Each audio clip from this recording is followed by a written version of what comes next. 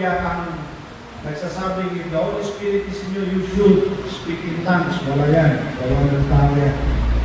And lastly, ang huli dito, number 6, ang kaligtasan ko ay sa biyaya sa pamamagitan ng pananampalataya, not by outward signs. So yan yung mga dahilan na tayo ay kumalma sa ating pag-iisip na tayo ba ay ligtas o hindi. Ligtas ka na kung ikaw ay nag-iwala na, ay pagkatiwala mo ang inyong kaligtasan kay Panginoong Jesus. Now, under this number 5, my salvation is by grace through faith. Ephesians chapter 2, verse 8 and 9, not by works, sabi niya diyan.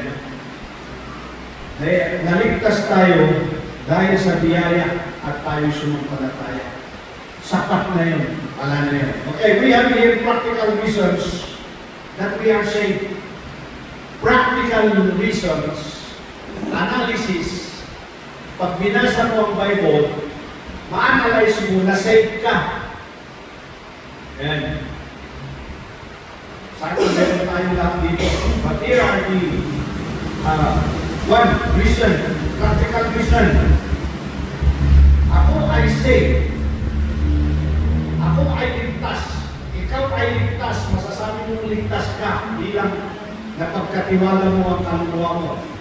Dahil no one can meet God's perfect standard. Ligtas ka na. Alam mo ligtas ka.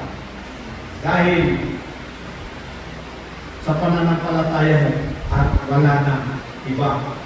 Dahil kung ang gawa ang kaligtasan, no, ibagang pakisalakanan niya kung barbaliwaw, kung balbaliw at kung may salakan na. Ang reason dito ay yung pagbalbaliw mo, pagbabago mo, hindi mo mabit pa rin ang standard ng Diyos. Alam niyo ba ang standard ng Diyos sa holiness? Walang makakakaya niyan. Kaya meron niyang binanggit ang Panginoong Jesus na ikaw ay matuwid kung malampasan mo ang righteousness ng mga Pariseyo. Pero magtaka ka ng mga Pariseyo, ang mga Pariseyo na legalistic. Yan yung mga, ang kanilang kabanalan, kinasanto ay nakabase sa laws, batas. Ano? Pagkabot gano'n ang kanilang kabanalan, sinabi pa ni Jesus sa kanila, you hypocrites. Ay hypocrite kayo. Hirap na.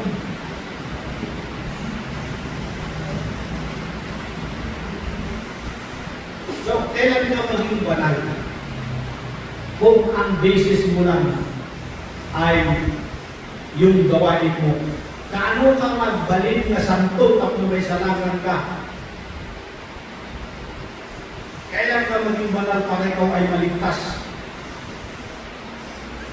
Kung ang kaligtasan mo ay kabanalan na standard ng Diyos, wala. Hindi mo yan ako. Kahit pastor ako. Kahit gusto kong hindi magkasala, ayaw kong magkasala kung makakasala, hindi ako magkakasala. Nagkakasala pa rin ako. Di paano ka maliligtas niyan?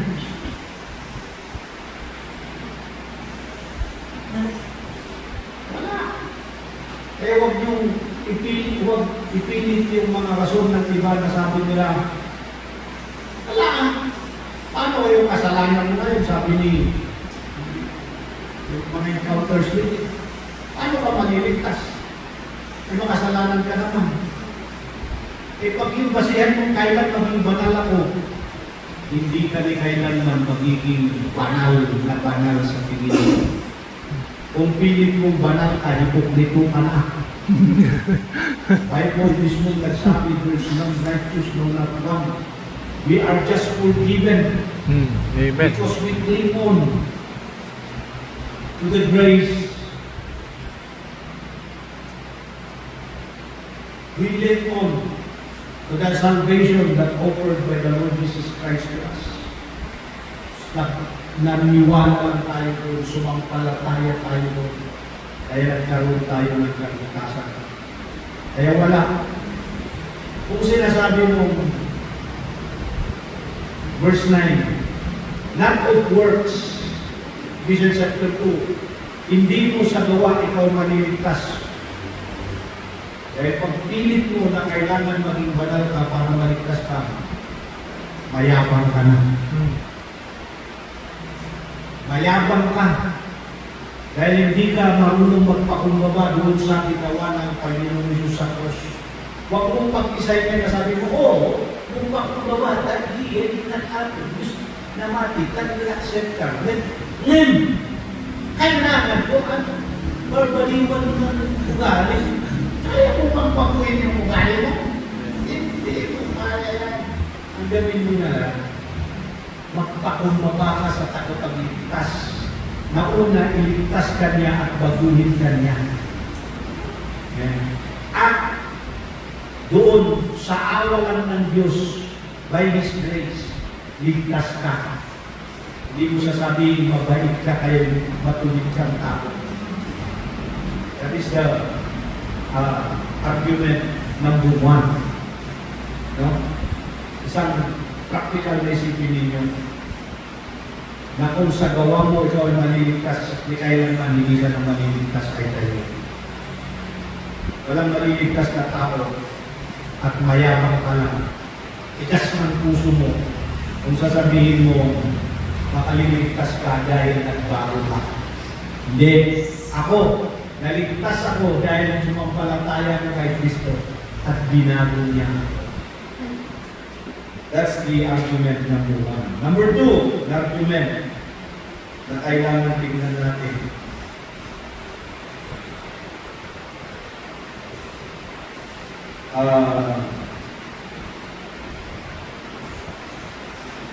By grace, through faith, ako ay naligtas because good works cannot erase sin.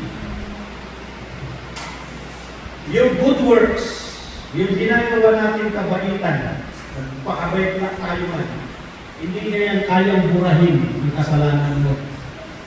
Kaya niya lang itago, pero hindi niya tanggalin yan. Ang magtanggal ng kasalanan ay yung dugo ni Kristo, kaya umayos yan. Tumagos. At yan ang nagbugas sa ating kasalanan. Tinatanggap mo yan. Nagdugo ni Kristo. Napamamaraan ni Kristo para malinis ka sa buhay. Pag naniwala ka doon, tinanggap mo, nalinis ka na. Nalinis ka na. At hindi kailanman maituro mo sa daliri mo na ako ay ganitong taong mabait. Alam niyo yung mga taong nagbabait-baitan na hypocrites. Makita mo man sila sa gawa, nagsisimba sila. Nagbibigay sila sa mga kulong bidan. Correct. Hindi sila magsalita ng masama. Kasi may puno na tayo bilang tao. Don't say bad words. Kasi bad niya. So hindi ka nagsasalita ng bad words. But all those, walang sinabi ang Bible na if you do those, gawin mo ang mga yun, hindi ka magsasalita ng masama. Hindi ka makikipag-away, panasimba ka. Ikaw ay maliligtas. Wala. Correct. Sabi niya nun, whosoever believeth in thee ay hindi na mapupunta ng impyerno. Mga di mahusgahan sa inyo. Naliligtas yan may buhay ko naman. Amen. Amen. Kaya tanggalin natin sa isip at kung may mag-argue sa atin, yan ang dapat na isipin mo. Pero pag siguraduhin mo, na itong tinuturo ko will just confirm, ikumpirma niya lang yung kalagayan mo alam mo ngayon na ikaw ay ligtas. Pero pag hindi ka naniniwala ligtas ka, kahit tinanggap mo si Jesus, problema mo na yan. Maghanap ka kung paano ka maligtas kung anong daan mo. But the Lord Jesus says, I am the way, the truth, and the life.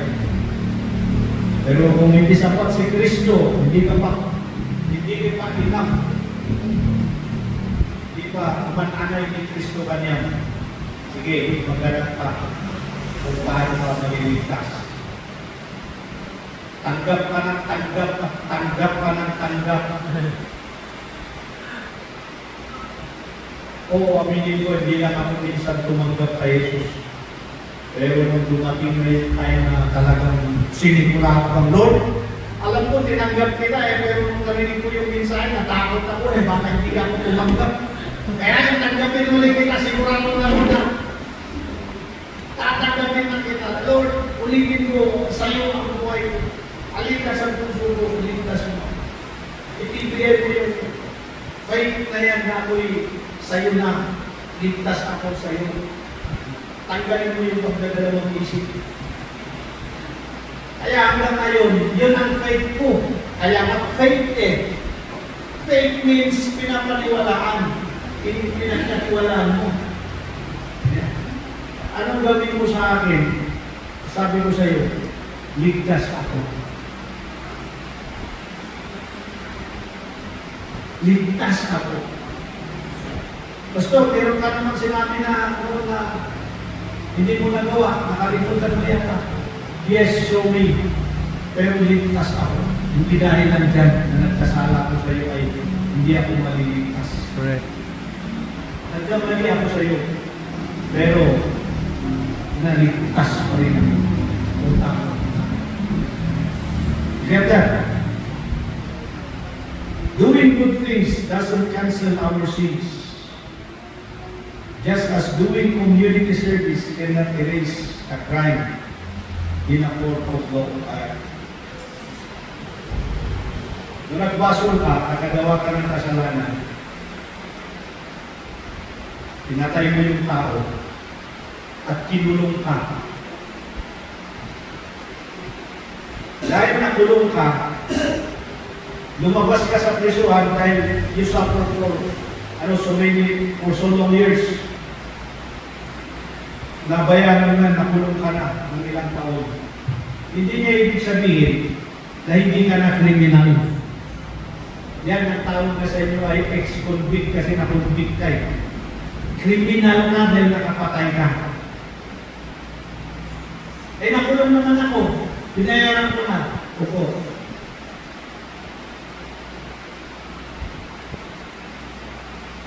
May binuga kang tao. Tapos inreklamo na kami barangay.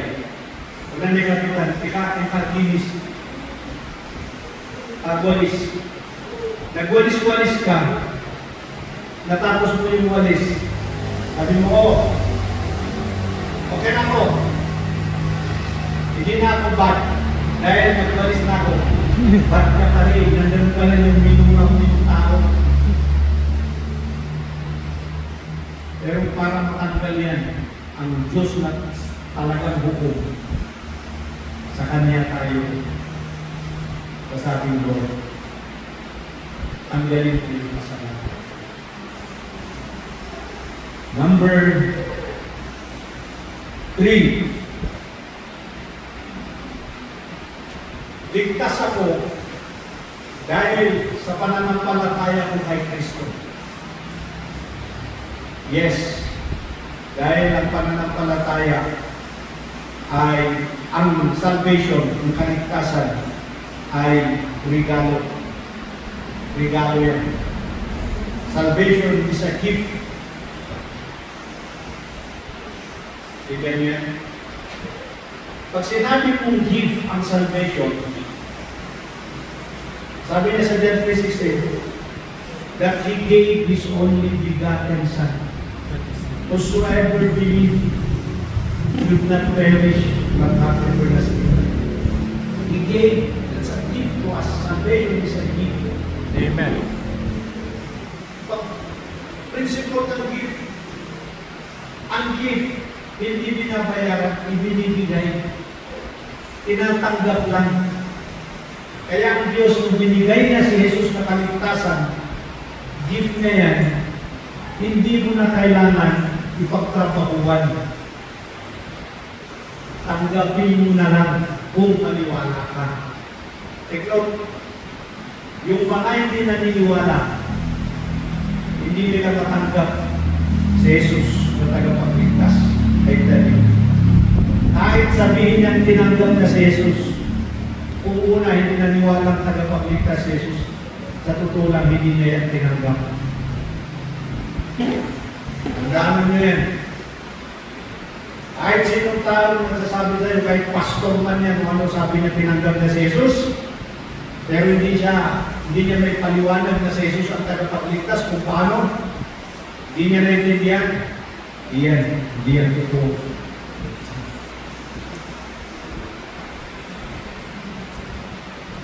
Ang gift ay kusang binigay ng Diyos sa atin. That's why when you receive, accept mo na. Diyan na rin ang itasan na rin. Sige niya. Now,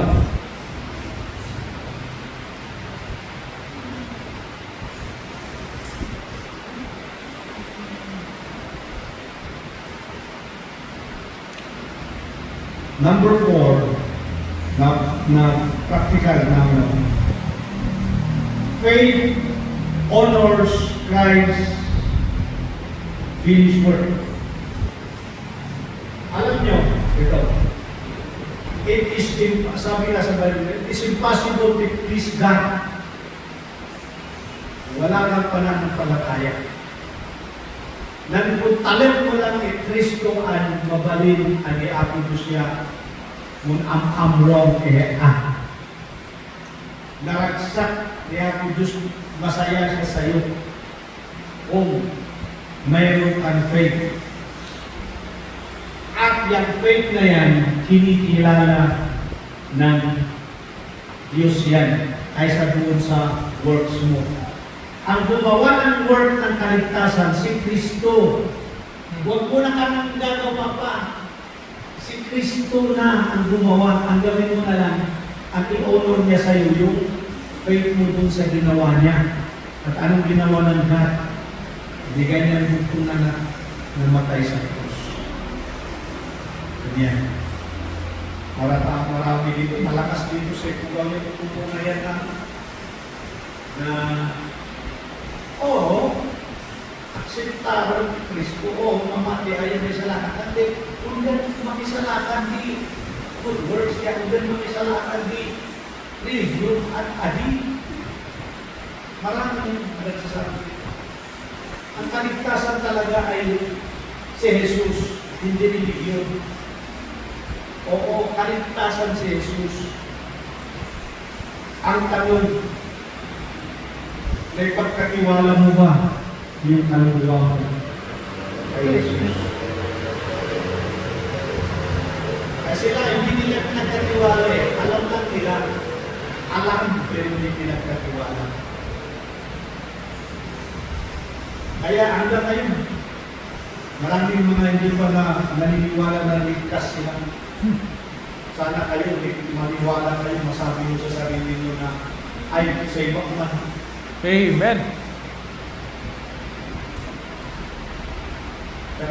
Kaya, kung natuwa niya, kaya tayo nagyan sa lakan. Ang hirap naman yan. Tagalan na, pero hindi ka pa pala ligtas. Dahil iniisip mo pa lang na, paano ba yung ginawa ko? Hindi ba alam, pasulbarin mo yung ginawa mo para maligtas ka.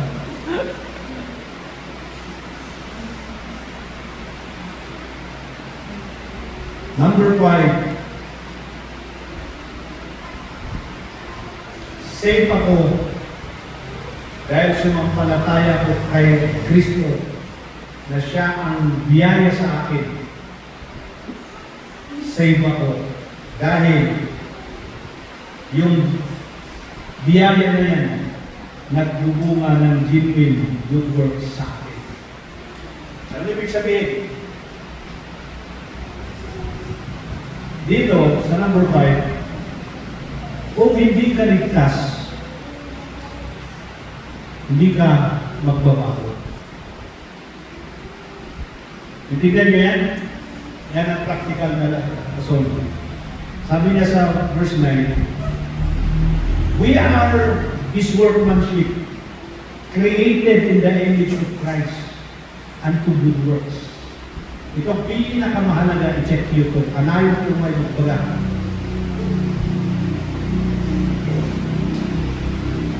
Kung ay isalakan ka, kung ikaw ay ligtas, makikita mo yan na may pagbabago sa iyo.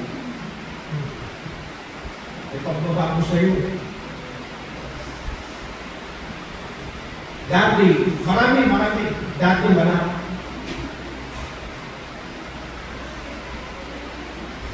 Sa akin dati hindi ako natutokso. Bakit ngayon? Natutokso na ako. Oo. Hindi naman ako natutokso noon. I mean, yung natutokso ako. I mean, wala. Wala namang nanutokso sa akin noon. Pag ngayon meron na. Yes. Kasi, ang diablo, ayaw ka niyang maging ilaw. Ayaw niya. Yan ang ginagawa ng diablo sa akin. It's like a roaring lion. Gusto niya tayong sirain. Hindi sisirain ng demonyo ang siraan. Tayo ay sumampalataya kaya gusto tayong sirain ng diablo. Dahil sa tayo'y naninindigan, dahil sa Holy Spirit na nasa atin, tuloy-tuloy na nakikita yung pagbabago sa ating buhay. Nagbago tayo tapos tuloy-tuloy yung pagbabago. Yan ang tunay na sumampalataya. Meron siya makikita ang pagbabago sa buhay niya. Hello? Meron bang napansin? Meron ba kayong napansin sa inyo na kayo ay nabago? Meron wala? Amen. Kung wala, magsisi ka uli sa kasalanan. Mag-back to basic ka. Kung ikaw yung nagbago at biglang hindi nagtuloy, alam mo, malamang ang nangyari sa iyo ay ganito. Malamang sa iyo ay nakiki-ride ka lang. Nakikisama-sama ka lang. Si Pastor, ganito si Pastor kaya hindi rin ako gagawa nito. Ay, yung kaibigan ko, yung kasama ko, ganito siya Bawal sa kanya ganito, kaya bawal ko hindi rin ako gagawa ng ganito. Tapos, hindi ko ginawa yan. Ginagawa ito na sa mga nakita mo, hindi nila ginagawa. Pero sa dumating yung araw, bumalik ka, ginagawa mo pa rin. Hindi mo nakayanan. Anong ibig sabihin nun? Waka, malamang, baka, muwang. Malamang. Wala pa sa iyo ang Holy Spirit. Hindi ka tumanggap kay Kristo. Hindi mo naipagkaloob. Hindi mo naipagdun. Naipa-ima, kiniyama Diyos ni Karawang. Sumahan na tuloy-tuloy di panagbaling mo. Umubo ka lang unti, pero namatay ulit. So, bakit? Hindi tunay yung faith mo. Yan ay 99.9% yung faith mo. Wala, hindi pa pasok yan sa langit. Ang gusto ng Diyos, 100%. Hindi ko lang. Naintindihan niya? Kaya kung minsan nakakalito yung mga saved at hindi saved. Kasi minsan may mga save na, pero mas magaspang pa sila doon sa hindi save. Kasi yung hindi save, ang utak niya, sabi niya, kailangan magbago ako, kailangan maayos ako kumilos, kailangan ganito ako kasi nag-church ako eh. Nagsisimba ako at baka makita ni pastor. Mga ganyan yung 99.9.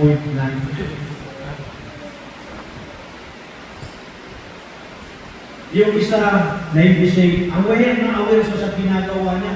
Ingat na ingat sa ginagawa niya. Pero pag napapunta siya sa malayong lugar, I'm free. Yes, I'm free. I'm free to do that.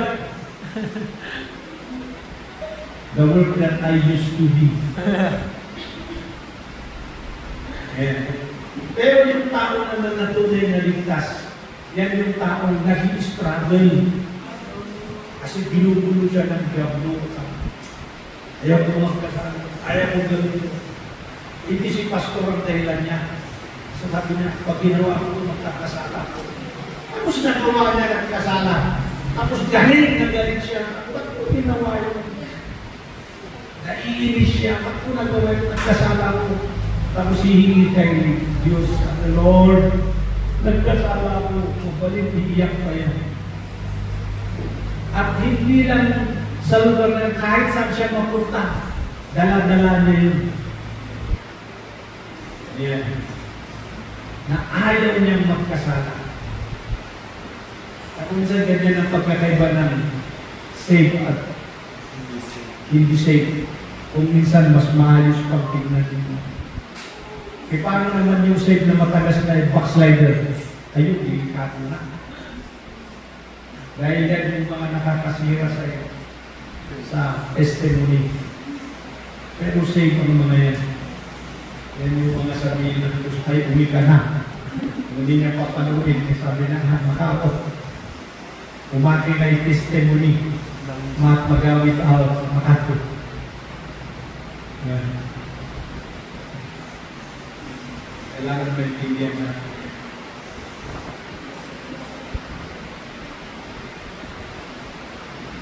So, ito,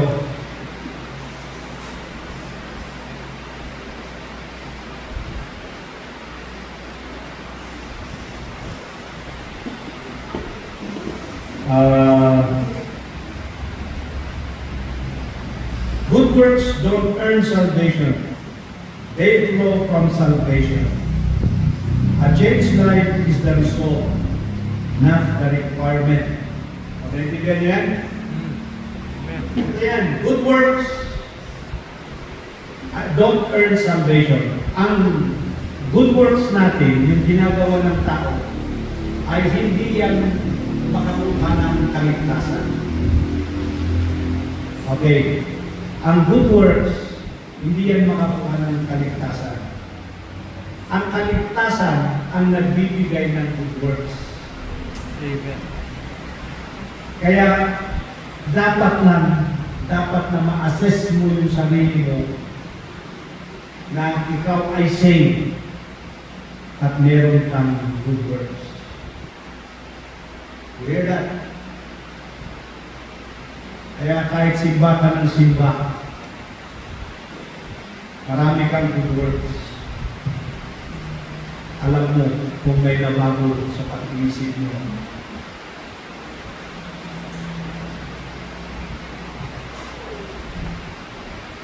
Then,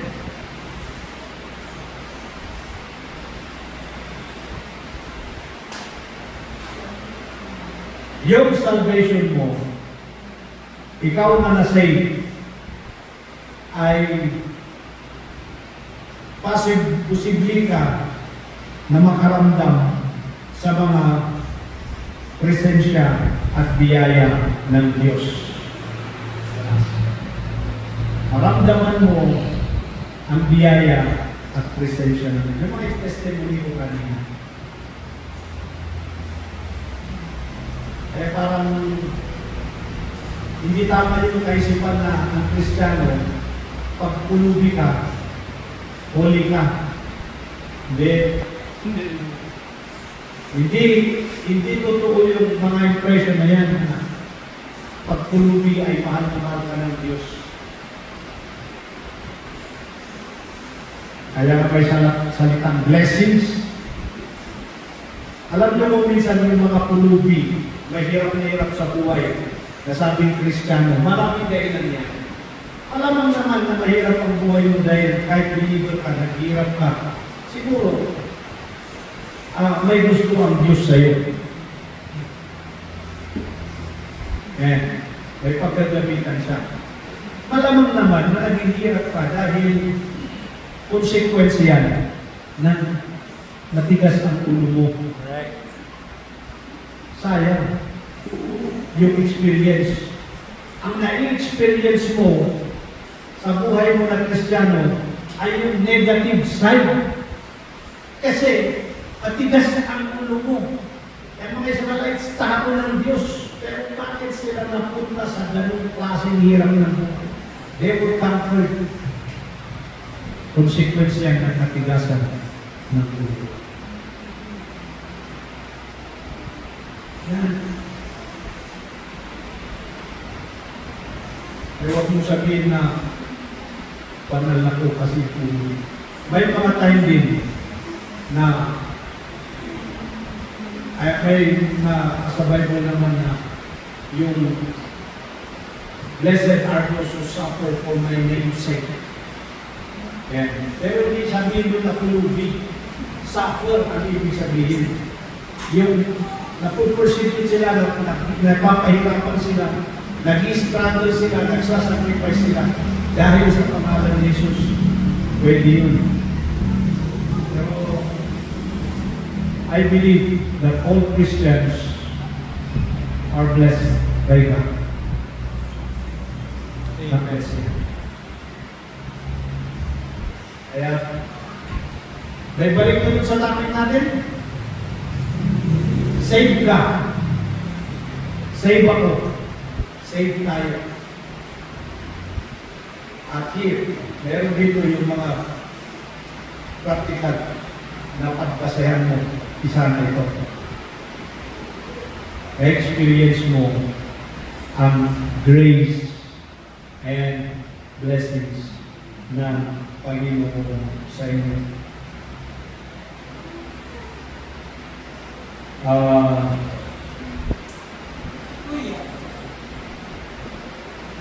Ito, sabi ko last time, hindi ibig sabihin na kung kamali ka, mali ka talaga.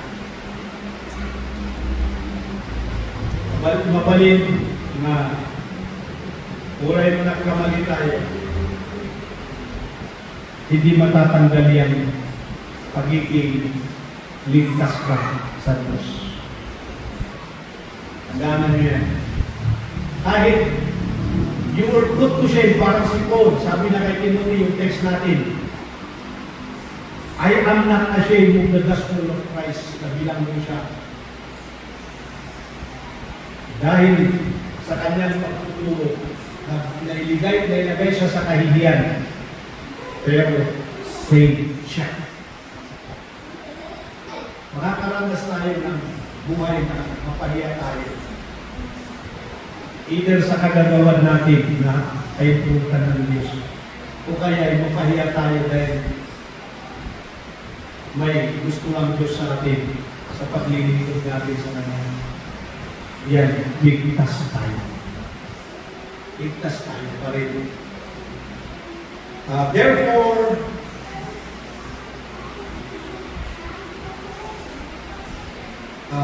dapat tayo ma-convince, kung ako lang, I am convinced na ang pamumuhay sa pananampalataya at paggawa ng mga biblical na bagay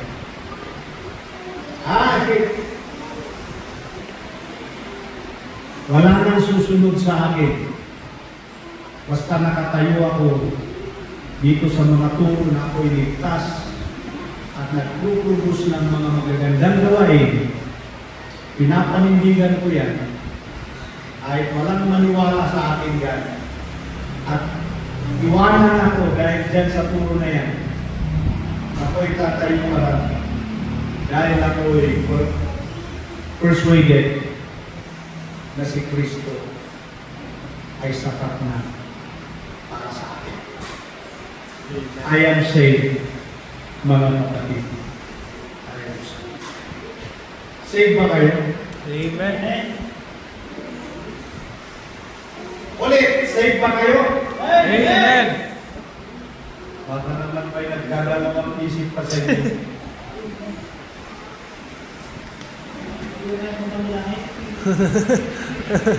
Ang bubatin sa umayin, ibubat. Saan mo nga muna masurvive ka unless nag-rapture tayo muna? Nung nag-rapture, kung nandiyan yung bumaman na dapat yung mga ko. Oh, may mga nakakasama kami dyan. Na mismo nababanggit nila sa amin.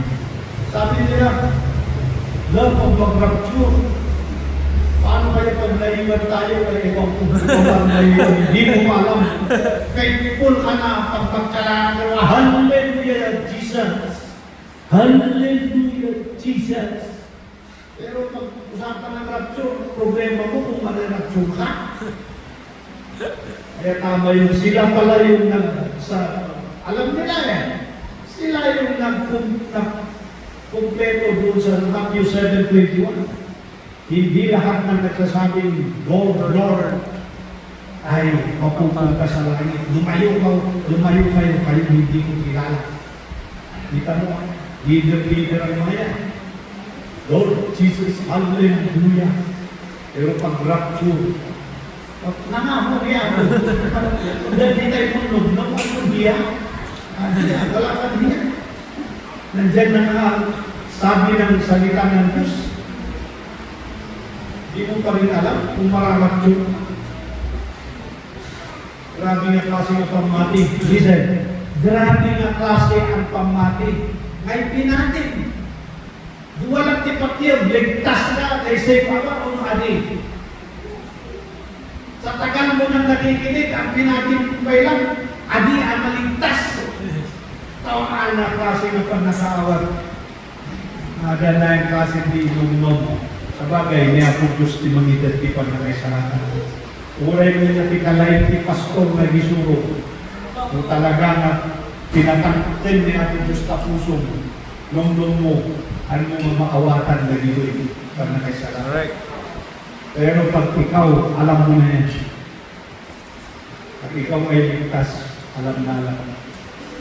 Ay rapture na yan. Mamata. Kaya naman, laro ko lang yung salitang mamata. Because I know, sabi nito, to die is gain. Paano ka nang sa...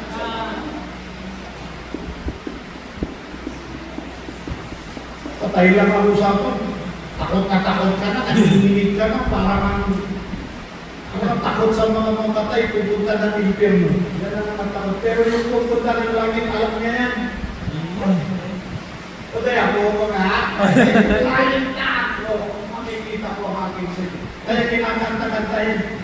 Face to face with Christ my Savior. Face to face what we ano sabi nila? When the rapture I behold Him. Sa rapture makikita ko ang makikita ko siya. Face to face.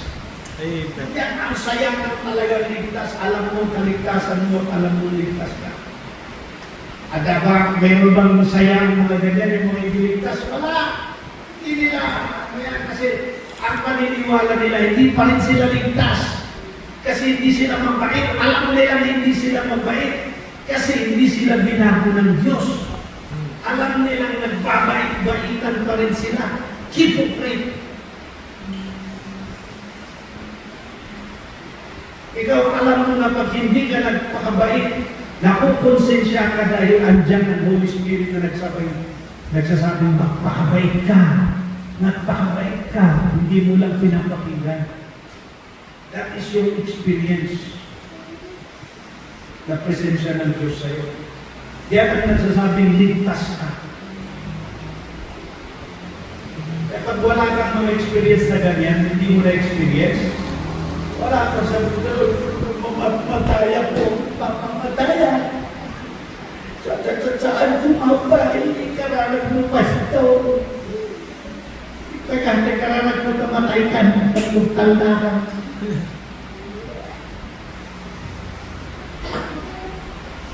See? Sana ulit. Are you saved? Amen.